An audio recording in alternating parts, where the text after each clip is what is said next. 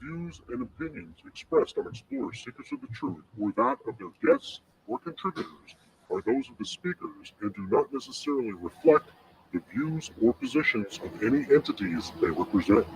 All information on Explorers Seekers of the Truth is provided in good faith. However, we make no representation or warranty of any kind, express or implied, regarding the accuracy, adequacy, validity, reliability, availability, or completeness of any information on this talk show or website.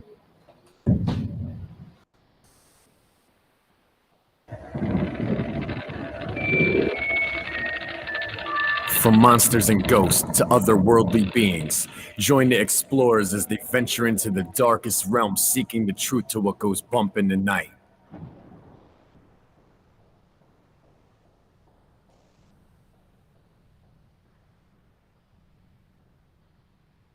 There we are. Well, good evening and welcome to Explorers Seekers of the Truth, episode 57. Tonight, as always, I am joined by my best friend and co-host. How are you doing this evening, Les? Felt like I'm touched by an angel, I tell you. I'm doing good. How about you? I'm doing pretty good. Of course, technical difficulties would be the other name for our show, and my computer was working. We were sending notes back and forth on the notes. Sat down and my computer decided to restart and had updates all of a sudden. Oh, nice. Yeah, I was getting so that's why. Getting a little nervous there because we were getting down to the wire. I'm like, where is he? But you're good. It never fails. No. It's always, just one little glitch after another. But of course. Doing good. It's it's kind of a quick turnaround with the show and all. But I think tonight should be pretty interesting. We're going to get a little bit further into some of the information we were talking about. Mm-hmm. So, can you do what you do the best, and that is cover everywhere that people can find us, but never actually post anything or comment? Yes, that's true. And I always stumble over this section like an idiot. So you could comment live on Facebook underneath the show as you watch us live, or if you're joining in from YouTube, you could comment under the show there, and we could see your comments come in and go over them live with you. You could reach us on Twitter at Explorers Group. You could find us on our website, explorersgroup.com. You could watch past episodes of the show on there and learn a little bit more about Chad and I. So I mean, that's about it. So you could get in touch with us, like Chad said, get in touch with us through Facebook. You could message us directly and send us show topics, say hi, whatever you want, or if you have a story of whether it be a ghost, UFO, alien, Bigfoot, any other kind of monster or story related to the paranormal, cryptozoology, ufology, anything like that, get in touch with us. We'd love to have you live on the show, and you could tell everybody your story while you're live with us. So I think that would be fantastic if people reach out. So that's a longer spiel than usual. Yeah. Okay, so let's get moving into the topic tonight, and of course we're going to be going into the second part of talking about the incident in 1947 at Roswell, New Mexico. Yep. And tonight we're going to be looking at the story of Colonel Philip J. Corso, who wrote the book. Quite literally, right? The day after Roswell, Colonel Philip Corso. Yeah, awesome. Yeah. So we're going to be looking at some of his information, kind of looking more at the actual cover-up or alleged cover-up of the events. Mm-hmm. So awesome. But first, can we do a quick recap of part one for those who didn't tune in? Because unfortunately, last week we didn't get to advertise it that much, so we had a low viewership. Not that we would have high viewership anyway. So yeah. But let's do a recap anyway. Yeah. You're looking at on July 2nd and 3rd of 1947, there's a strange radar signature picked up by the 509th Bomber Squadron at Roswell, and also was picked up by the White Sands Test Facility radar. Mm-hmm. And it basically shows up from the second and third, kind of boops around a little bit, disappears. Mm-hmm. You know, they think, it's maybe a glitch, but then they're coordinating with other radars and they're figuring out it's probably not a glitch, it's something, but what it is, we can't tell. Right. So then it reappears on July 4th. And when it reappears, it seems to actually crash. Mm-hmm. Okay. So then on Sunday, July 6th, Mac Brazel was driving. He drove into Roswell with a story and some of the debris that he had found on the farm where he was, the Foster farm where he was the foreman. Right. And he took it to Sheriff George Wilcox. The sheriff, isn't that impressed with it, but he did telephone the Army at Roswell Army Airfield and just kind of like let them know that there's possibly a plane crash in this area.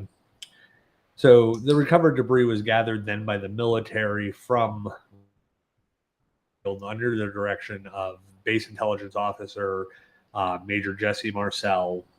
Yep. And on July 8th of 1947, the Public Information Officer, Lieutenant Walter Hout, issues a press release under the command of the base commander, Colonel William Blanchard, basically saying they have a flying saucer in their possession.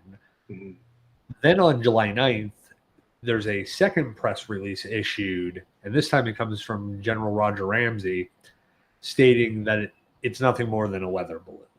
Right. And then I think it jumps over to the second crash site, right? On July 5th, I think there was an archaeology team plus some random men and women that were witnesses. They witnessed a craft flying overhead and it slams into the ground. They go back to look at it the next day, or they go back to look at it, but they were too drunk. But the next morning they sneak back to the area that they had thought it crashed, only to find the archaeology team there on the site, and they send the people to get the sheriff.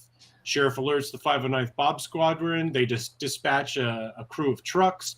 The military sets up at the Courtesan, staying just outside of Roswell, about 75 miles southeast of the site, I think. To the town. Yeah. I think that pretty much covers the recap, right? I don't think we covered anything else after that. No, we really just looked at the basic information on, the stories of what people are claiming had happened over those days. We did get into a little bit of testimony from Frankie Rowe, who was a young girl at the time, whose father was a firefighter in that area. So, that was briefly kind of just what we went over, kind of a recap there. So we got to look at who Colonel Philip J. Corso is. Yes. Okay.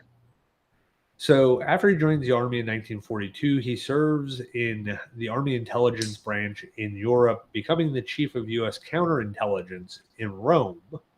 And in 1945, arranges the safe passage of 10,000 Jews, World War II refugees, out of Rome to the British-mandated Palestine. Okay. He was a personal envoy and emissary to Giovanni Battista Montade at the Vatican, who's later Pope Paul, Roman numerals. Yeah. And this is during the period where the Nazi rat lines are the most active. Also, during the Korean War from 1950 to 53, Corso performed intelligence duties under General Douglas MacArthur as chief of the Special Projects Branch of the Intelligence Division, the Far East Command. One of his primary duties was to keep track of enemy prisoners of wars, like at the POW camps in North Korea. So Corso was in charge of investigating the estimated number of U.S. and other United Nations POWs held at each camp, and to kind of just oversee their treatment and whatnot. But at a later hearings in 1992 of the Senate Select Committee on POW and MIA Affairs, Corso testified that he believed hundreds of American POWs were abandoned at these camps. Yeah, that there's quite a bit that goes in that, but it has nothing to do with the whole Roswell. Yeah. And Well, I mean, it just goes intelligence. to show like this dude's level in the military, and he was definitely no slouch. Oh yeah, because I mean, he goes on to be. He was a member of the staff of President Eisenhower's National Security Council for 4 years, from 53 to 57. Right. 61, he actually becomes the chief of the Pentagon's Foreign Technology Desk in Army Research and Development, working under Lieutenant General Arthur Trudeau. Okay, so let's talk about the Foreign Technology Desk in the Army Research. According to Colonel Corso, he states, "I led a double life. In my routine everyday job as a researcher and evaluator of weapons systems for the Army, I investigated things like the helicopter armament the French military had developed, the tactical deployment complexities of theater anti-missile, and new technologies to preserve and prepare meals for troops in the field." But what was the second part? Wasn't there a second part to his duties? Yeah, the second part of his job and his responsibilities there was as an intelligence officer and advisor to General Trudeau. So we got to look at, what does Colonel Corso actually have to do with Roswell? Yeah, what is the connection? Because obviously this dude has like some major rankage, and like you said, he was the intelligence officer and advisor to the top general. So yeah, well, so when you look at this, and basically how he puts it is, at the center of that double life was one single file cabinet that he had inherited due to his working in the intelligence field prior to coming to the Pentagon. Okay. So basically, it was one of those hot potatoes, and he had the clearance and the knowledge to safeguard it. Right. So they just put it in his department and said, "It's yours. You keep it. You look after it. It's your responsibility." So dumb luck. Now, yeah, really. I mean, at this point, so what's actually inside the filing cabinet? So according to him, inside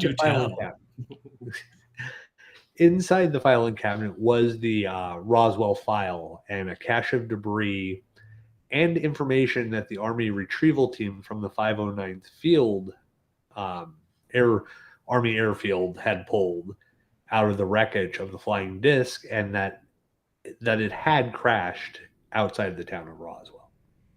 Interesting. So now we're kind of getting somewhere here with this. So the Roswell file was the legacy of what happened the hours and days after the crash, when the official government quote unquote cover up was put in place. So as the military tried to figure out what it was that had actually crashed, and where it come from, what the inhabitants were, what their intentions were. So a covert group was assembled under the leadership of the Director of Intelligence, Admiral Roscoe Helen Coder, to investigate the nature of the flying discs and collect all information about encounters with these phenomena, and while at the same time publicly and officially discounting the existence of all flying saucers. Mm-hmm. So this is basically your beginnings of Grudge, Signs, and Blue Book. Right. This is where this kind of comes from. Now, in the dramatized fictional version of Project Blue Book that was on History Channel, which was fantastic. Yeah, I love it. I have both seasons on DVD. This group would be the two generals that oversaw their operations, Hynix operations with the military personnel. These would be the two guys that you saw. They would have been on that committee. Right. And so what this group under Admiral Roscoe Hillencoder is alleged to be known as is, as everybody knows, Majestic 12. Right. Also known as MJ12. So, and this organization is claimed to be the code name of an alleged secret committee of scientists, military leaders, government officials that was formed in 1947 by an executive order of then President of the United States of America, Harry S. Truman. Mm-hmm. And their job was to facilitate the recovery, the investigation of alien spacecrafts, and the concept origin. Yeah, I was working today. It's one of them days. Originated in a series of these exposed leaked secret government documents that were first circulated by ufologists in 1984. Upon examination, though, by the FBI, they declared the documents to be complete hoaxes, and many ufologists consider them to be an elaborate hoax. I was gonna say, like, who's to say that they weren't, fakes and stuff like that? Because I can't imagine that is something that's easily leaked from that level of government secrecy. I don't know. Yeah, it had a lot of it kind of had stuff to do with the Freedom of Information Act, and somehow it accidentally slipped by censors, or there were references to MJ12. I saw a movie. It was funny. It was called Magic 12, and the guy is actually allegedly one of the members of Majestic 12, as we would know it. But he said that's the funny thing in the movie is, like, yeah, that's a complete cover story. We were never called Majestic. It was always called Magic. It's a fictional movie, but it was basically these leaks supposedly happen. It slips by some censor when they're requesting information on different people. Right. And there's some references to MJ12 that they find in these documents. It's like anything in the government. Operation names are reused or recycled every so many years. So when you look at the Philadelphia experiment, it's Project Rainbow. Right. Well, if you look up actual Project Rainbow, there is a Project Rainbow, but it has nothing to do with the alleged experiments at the Philadelphia Navy Yard. It's actually a different program, but it's linked to about the same time frame. Gotcha. And it wasn't that in the Philly boatyard, wasn't that where the Manhattan Project or no. What was the one where the ship disappeared? Was that the Manhattan Project, or was that didn't that happen in Philly? That was the Philadelphia experiment, which was allegedly Project Rainbow. Project Rainbow. But it's Project Rainbow actually has some completely different designation, and it's actually been used several times through history of the government's renaming of stuff. So this MJ12, could it be a designation for information that this person was read into, and MJ12 was the classification they were using? So when it appears on these people's files, it says MJ12, which means at a certain point this MJ12 was a certain document that they were read into during a meeting. And when I say read into is basically government jargon for there's information we have to give you, and your clearance level has to be such that you are able to receive it. Gotcha. So when you're read in, it's basically they just give you information. So, I mean, I guess technically the MJ12, well, like it says, it's all alleged and supposed existence and stuff. So it could have just been just a simple code name for any kind of level of clearance coming through, not necessarily it's only, specialized in UFOs and stuff. It could have been the 12 guys that played poker with the president, and right. That was a designation given to them.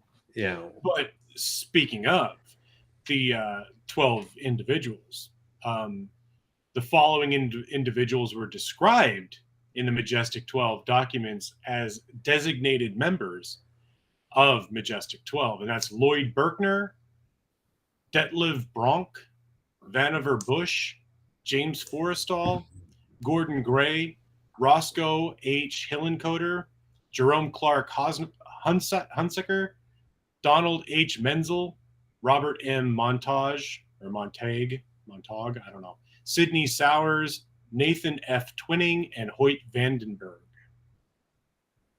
So those are your 12 members of Majestic 12. They are the Majestic 12 right there, or supposedly. So when you take somebody like Vannevar Bush, Mhm. he's the chairman of the Research and Development Board for Harry S. Truman. Okay. He's a director of the Office of Scientific Research and Development from 41 to 47 under Roosevelt and Truman. National Defense Research Committee member under Roosevelt. National Advisor Committee for Aeronautics, 1939 to 41 under Roosevelt. So all he's somebody. those departments though could be tied into ufology though. Defense, science. Well, yeah, and a lot of this actually would put him more into the realm of being part of the the alleged Philadelphia experiment, Right. because right. the department he would have been in at the time was the department that supposedly handled the technologies, and he was in the Brooklyn Navy Yard working in 1914 and stuff like that in 15. So he would have definitely been involved in military projects at that point. Mhm. Sorry, guys, Which could very well have included like the what do you call it, like the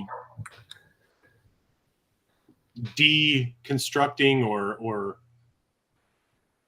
re-engineering of like alien technology. Mm-hmm. Yeah. Or reverse engineering is what I meant,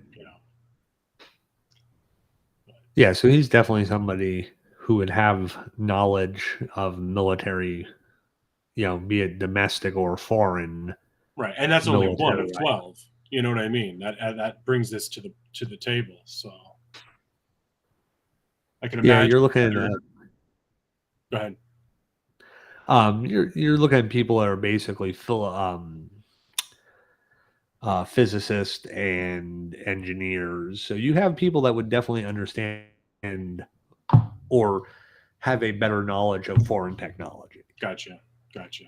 Now, also, these people could be people who were working on foreign technology. Now, when I say foreign technology, I mean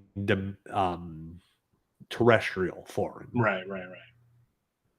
They could be people that were overseeing parts of Operation Paperclip projects. Mm-hmm.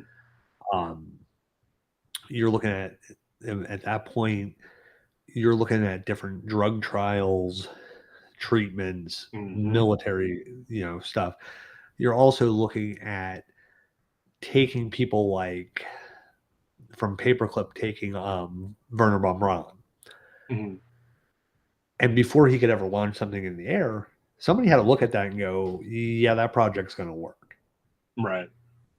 So is it something like that where these people, maybe this MJ-12 is a real thing, but it's a real thing in the sense of known sciences and known, terrestrial, terrestrial science. And even, like von Braun with his work in, space and development of space and ballistic missiles and rockets.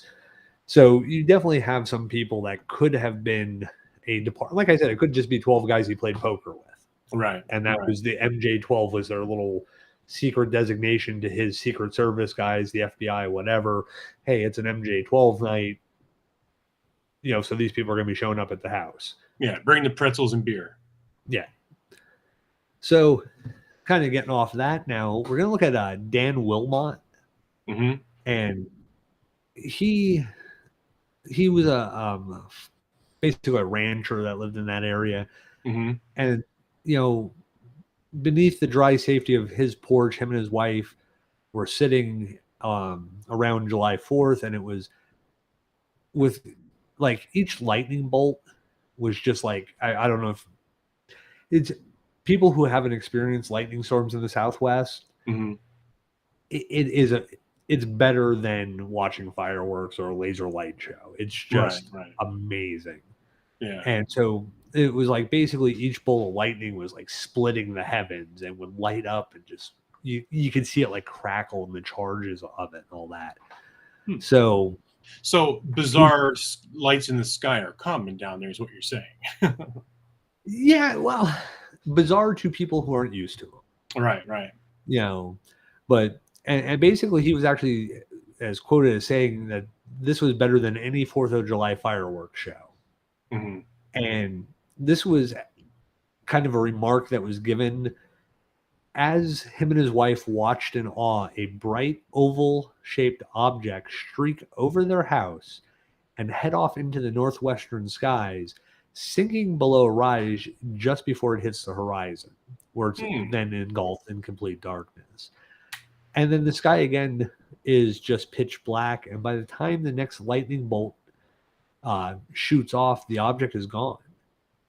Interesting. So, most unusual sight for some people, but like Mr. Wilmot just thought, shooting star, it's here, it's gone from sight, so it's gone from his thoughts. Right. And that's at least until the end of that week. Okay. So that's pretty interesting. So like I said, you have these people that are kind of accustomed to these light shows. It's, nothing new, nothing out of the norm. So something like that to happen, it over the head, water off a duck's back kind of thing. Like, no big deal. This is commonplace. Mm-hmm. Yeah. You're also, you're dealing with an area that has a large military presence because of where it's located. So now you have a large military presence. So you're used to, kind of things that aren't even normal going overhead.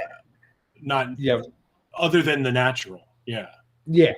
You have rockets from White Sands that you can see off in the distance, and these are all things that in the 1940s aren't your norms. Like I was in Florida and was lucky enough to watch one of the SpaceX launches from from Cocoa Beach, looking about 6 miles from the launch site. Holy crap. So nowadays that's kind of normal. Like, people are used to it. I've seen SpaceX, I've seen an actual launch, I've seen it in the air. I've seen it in the air as far as Myrtle Beach, South Carolina, where you can still see it in the atmosphere. Right. Right. And it when I first saw it, I was like, holy shit, let me check my phone, make sure there's a SpaceX launch and I'm not just seeing some kind of crazy shit right now. Yep. Yeah, Turns out it was a SpaceX launch. It was Starlink. Oh, that picture you had sent me a while back? Yes, it was. It's Starlink. Yeah. I think we confirmed that day is when you looked it up and you had said, But for those who may be listening, some people we knew had reached out with these interesting and unique lights in the sky photos, and it was pretty much confirmed that it was. Give me 1 second. Sure. Yeah. So it was kind of cool that we got some kind of a local report in. Like I said, we got these images from friends we knew that had these unique light phenomenon and stuff, and it was the SpaceX satellite. So yeah, it was still cool, and that's kind of one of the things while we're waiting for Chad to come back. Like I was saying, we are extremely intrigued by everybody's report. So if you have any kind of a story that you'd like to share, even if you want it to be anonymous, you could email it to us. You can contact us through our website, explorersgroup.com. Hit us up on Facebook. And if you want to send the story, share it, we could, obviously share it anonymously, but we could at least get it told for you, for everybody out there who might be interested, and give you that kind of opportunity to get something off your chest without ridicule. So that is that. So reach out to us if you have anything cool or anything interesting, and we could take it from there. So, but while he is gone, I'm going to jump into, as Chad had said in the Dan Wilmot story, when he said that it was the most unusual sight, Dan Wilmot thought it was, but it was gone from sight and gone from his thoughts at least until the end of the week. And that's kind of an important note there as we segue into the next story. Steve Robinson sighting. Whatever it was that passed over the Wilmot house in Roswell also flew over Steve Robinson as he drove his milk truck along its normal route north of the city. Robinson tracked the object as it shot across the sky at speeds faster than an airplane he'd ever seen. It was a bright object, he noted, elliptical and solid rather than a sequence of lights like the military aircraft that flew in out of the 509th airfield on the city's outskirts. It disappeared behind a rise off the west toward Albuquerque. And Steve put it out of his mind, same as Wilmot, I mean.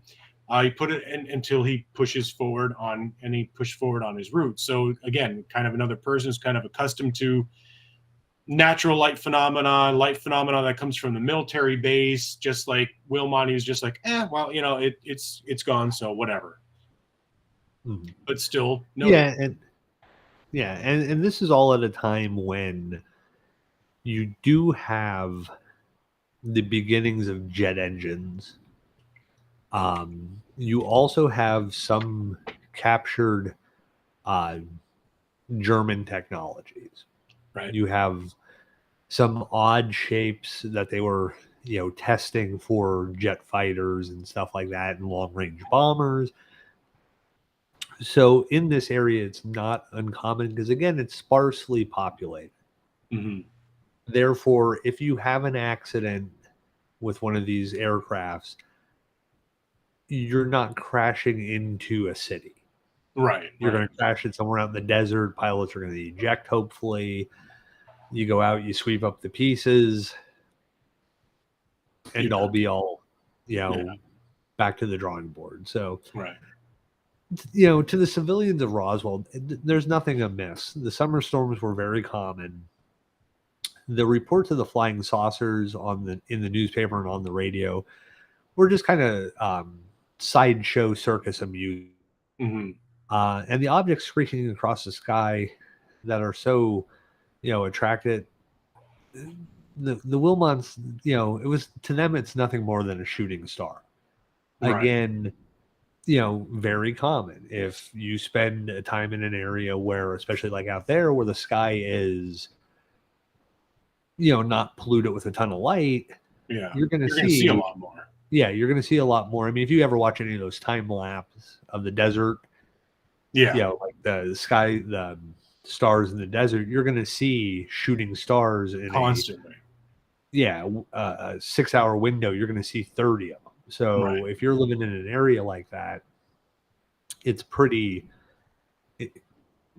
common, and seeing something, you're not necessarily going to think, especially at that point where UFOs aren't as in vogue as they are a few years later. Right. So, it's very much like when I told you when we were staying up in Maine too, like there was not nearly as much light pollution as it is where we're from, It was ridiculous the amount of things that I saw in the sky. Oh, yeah. Yeah, it's going down to my father-in-law's and sitting out back at his place, or going out when the oil tank was there and sitting on top of that thing. The nearest house is 1.5 miles away. Right. And it's not a house with like giant spotlights around it. So when you look, I mean, just looking out, you can see lights way out there. Right. On the horizon, but yet you look up in the air and there are, millions more stars than when I look out. Like right now, if I look, it's cloudy and kind of humid down here, so I can't really see any stars. But, if I look out my window at a good clear night, I see, in a certain, a window, I'm going to see 40, 50 stars. There, Right. I'd see those same 40, 50 stars plus another couple thousand. Right. You're seeing You know. deeper into deep space. Yeah. Yeah.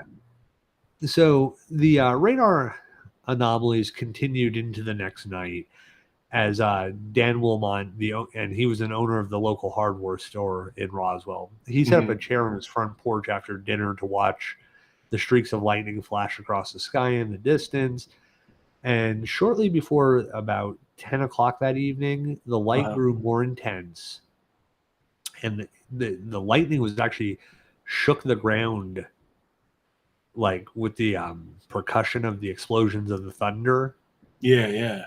And it was the storm, it just started pounding and it was really hard. And it was kind of blown off into the northwest of the city. And Dan and his wife are watching the spectacle from beneath, the dry safety of their porch. Right. And again, it's, noted that he said it was better than any, 4th of July fireworks show. Right. And, again, they see this oval object streak across the sky. And this isn't the first time a lot of these people saw something like that in that area. You start to get into that time frame, and in America we have it, but then you go over to Finland, and you have the ghost rockets of Finland. It's a weird. What's that? What's that? I never heard of that. It's a weird phenomenon that was happening in around 47. Of course, it's Finland and Russia had been off and on at war at that point. The Winter War and stuff like that. So the Finnish thought they were the Russians shooting rockets over them.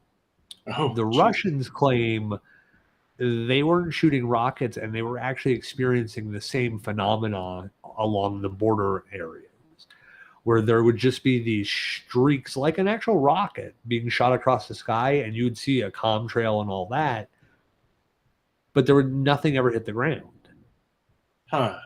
Both governments claim, of course, it was the other side, and this is in the 40s. And it, as far as I know, the ghost rockets go on for several years, and then they kind of stop for a while. And then there's been reports every now and then of these rockets. And back in the the 40s, it's not as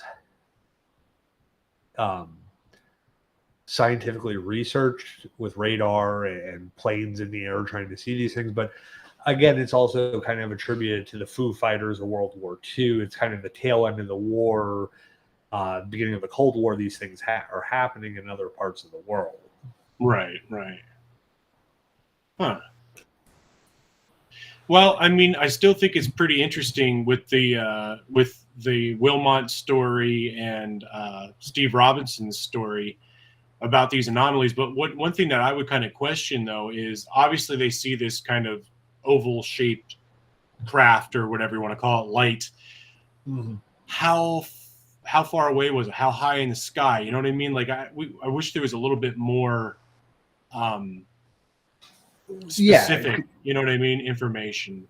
Yeah, because when you say like they thought it was a shooting star, that makes me think it's like way out. Yeah, and then if you're thinking about it, like, I know if it's going over the trees behind my home, it's not a shooting star. Right, exactly. The trees are, 100 and some foot high.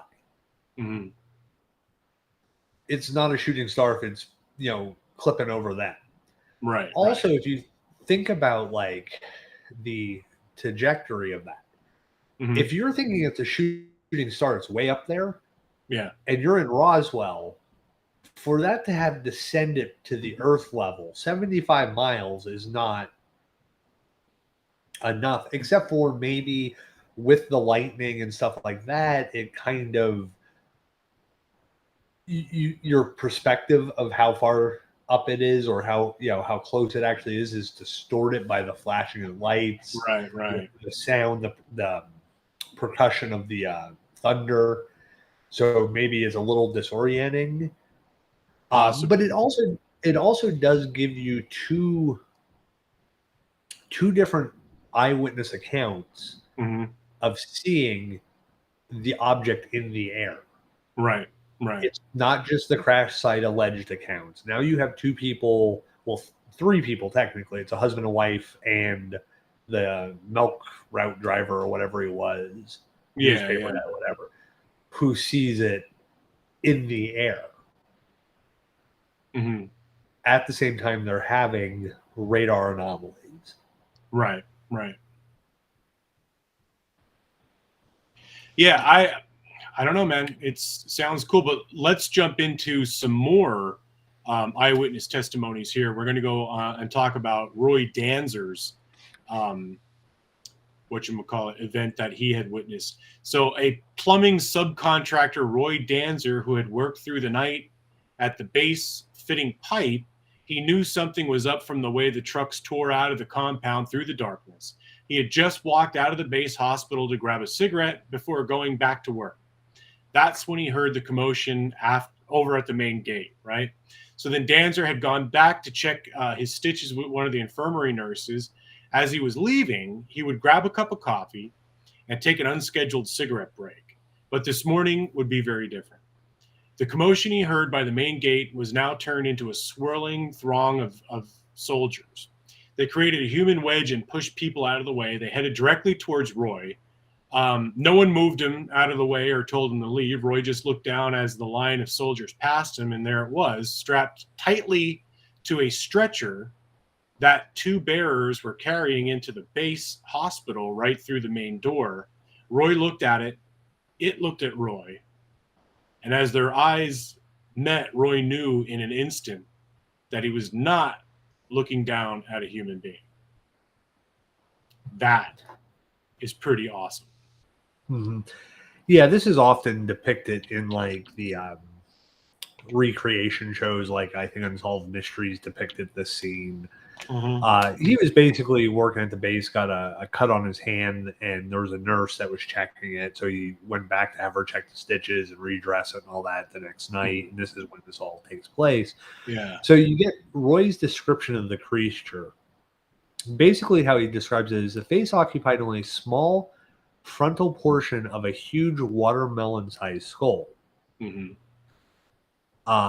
And you know, so you're looking at a very small face on a very large head. Typical gray alien description, I guess. Yeah, what later becomes the Greys and stuff like that. So, you know, Roy was stopped and questioned forcibly by MPs. And if it wasn't for a major who actually knew him from working on the base, we don't know what would have happened to him. Like, Right. He was, right. you know, technically it wasn't a restricted area at the time, but he probably would have had a talking to. So Roy Danzer, you know, he wasn't the only local threatened in the days and weeks after the crash. Yeah. And the alleged retrieval. The Army intelligence and the CIC personnel fanned out throughout Roswell and some of the neighboring communities. Mm-hmm. You know, and their thing was to suppress whatever information they could, like we discussed last week, retrieve any materials that may have been missed or have been grabbed prior. And they did this with some, you know, very ill-advised threats of violence, actual physical intimidation, and according to some rumors, at least one homicide. Now, here's the thing. This is listed as at least one homicide, and I can find no actual record of anybody attributing any deaths in that area to a homicide at this time. Now, you know, I can't find anything. Doesn't mean it didn't happen. Right. You I mean, know, the military's involved. So, yeah, we're also talking about 1947, and we're in 2023. Right. Long time. Yeah. Was there ever an actual inquiry to a local person's death? It's like, you know, certain people go out, you know, paddle boarding and end up drowning, and you know, shit like that happens to people. Yeah. To put it plainly, you know. Yeah, it just seems to happen in a certain group of people's, you know, staff members quite often. Yeah, right. Yeah. So the army officers kind of bludgeoned their community into silence. Yeah. And even Mac Brazel, he was allegedly bribed and paid off. And then, on top of even being paid off, when he kind of maybe wasn't holding up his end of the agreement, there was another alleged incident of military personnel showing up and having to sit down while they're holding their billy clubs, banging their hands, talking to him. Interesting. Now, one of the things that you kind of alluded to during this last story, you're talking about the debris being collected. So there is a nice little key point there. Let's follow this debris trail, right? So this is, where does it go next? Well, it seems some of the debris next is shipped to Fort Bliss in Texas, the headquarters of the, at the time, the headquarters of the 8th Army Air Force. And that's where it is summarily analyzed to see what it is, what it may contain, what information they can garner quickly from it.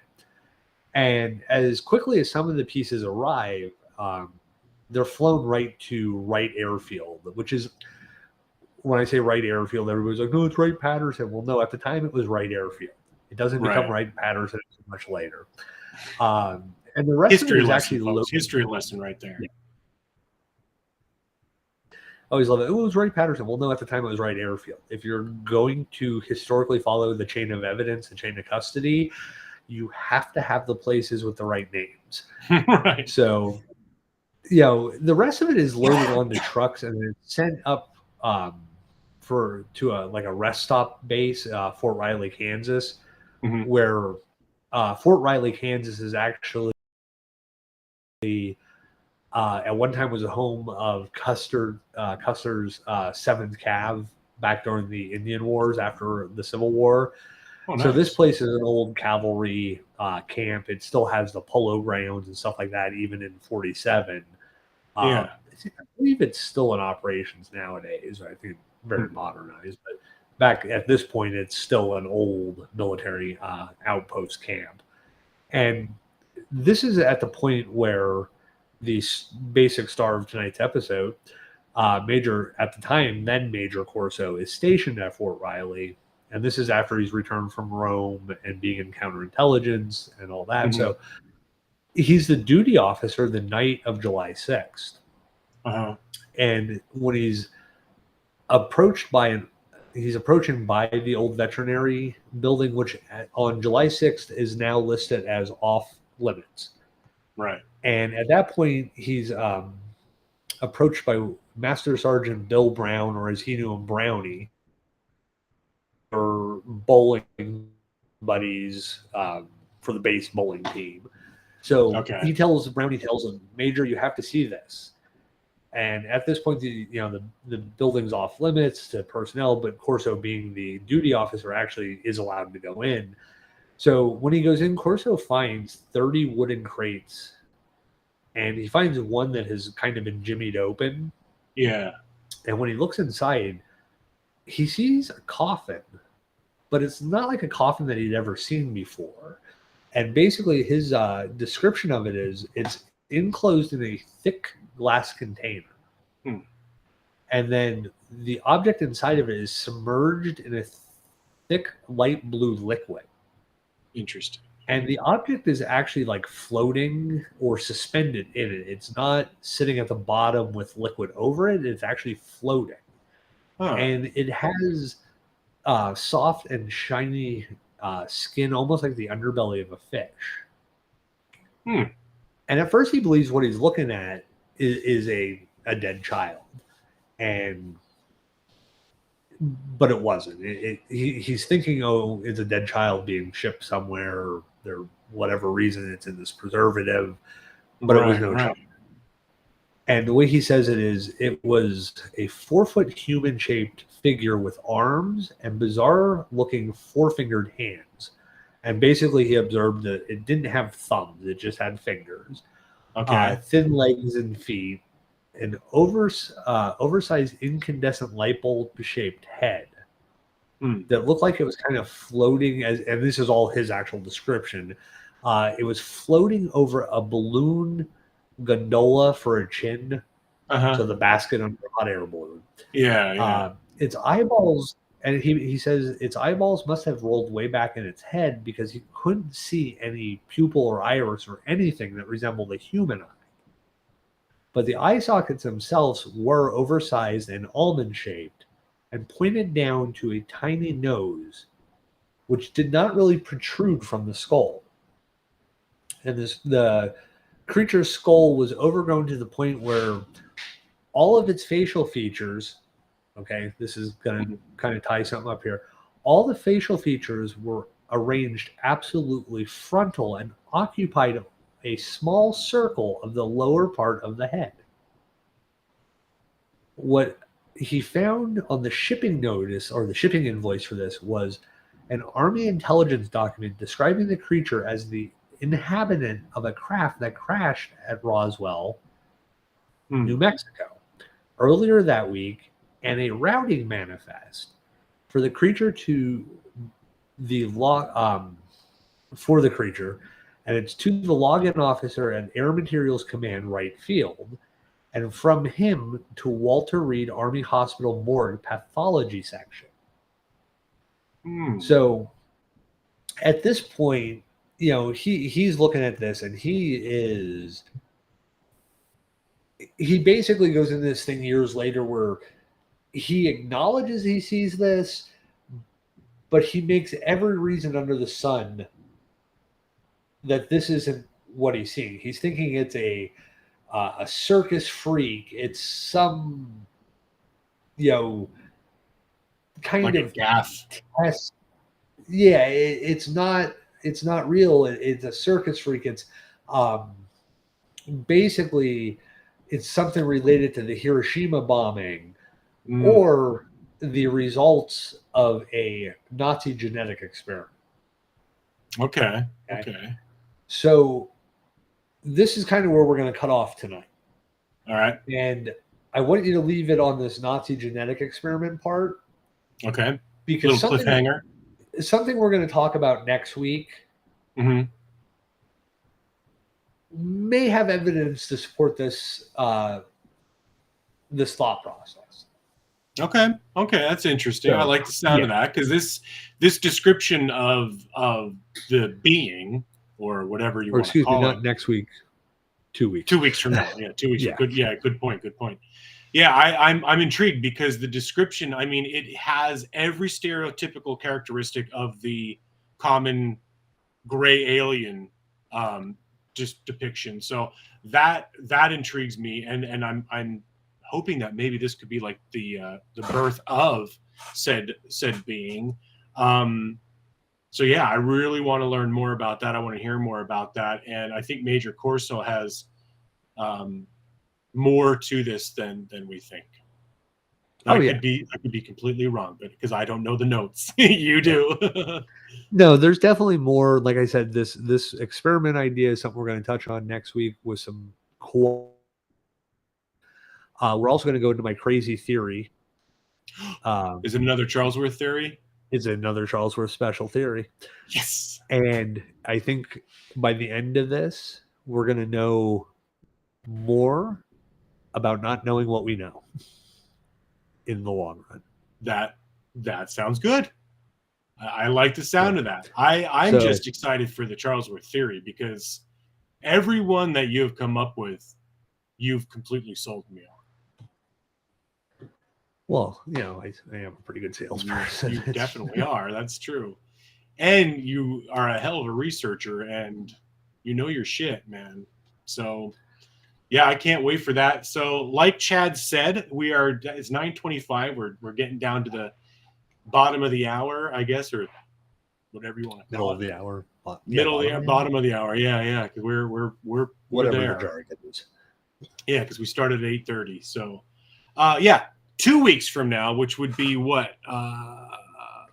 Today is the 25th. So we're looking at the 8th of August, I believe, is when we're going to be doing part 3 of the Roswell incident. So please tune in for that, and we'll learn more about the Major Corso's creature description and some more interesting stuff, the Charlesworth theory. So as always, brother, I do appreciate you putting this show together and joining me tonight, and I can't wait to learn more, you know, and anybody who did tune in right now, it doesn't look like we have anybody, but anybody who did tune in, thank you very much. We appreciate it.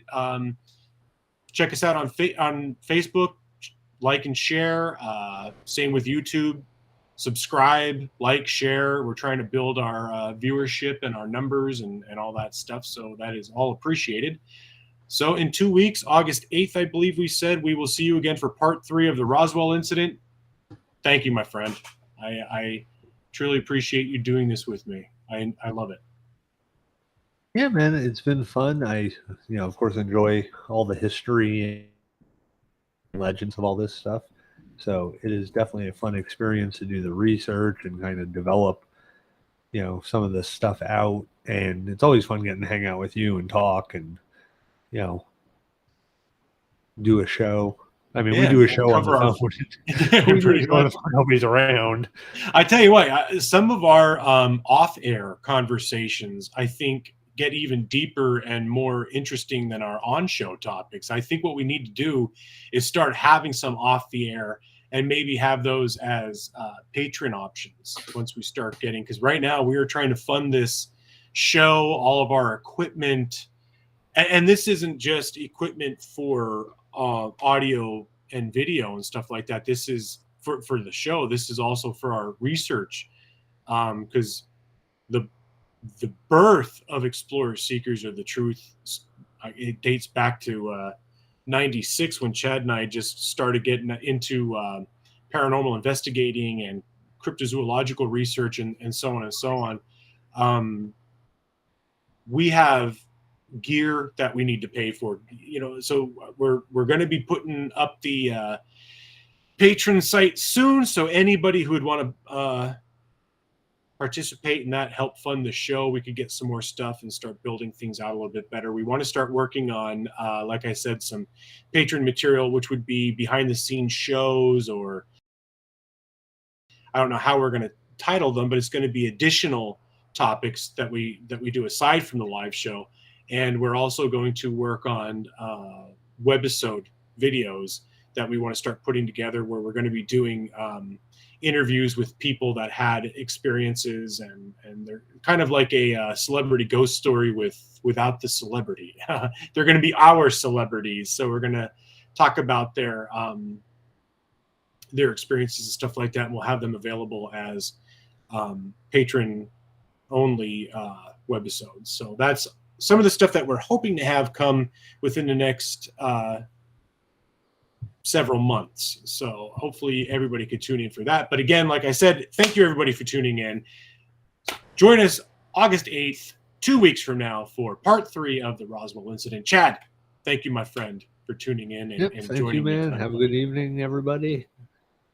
We'll see you guys in 2 weeks. Good night. Good night.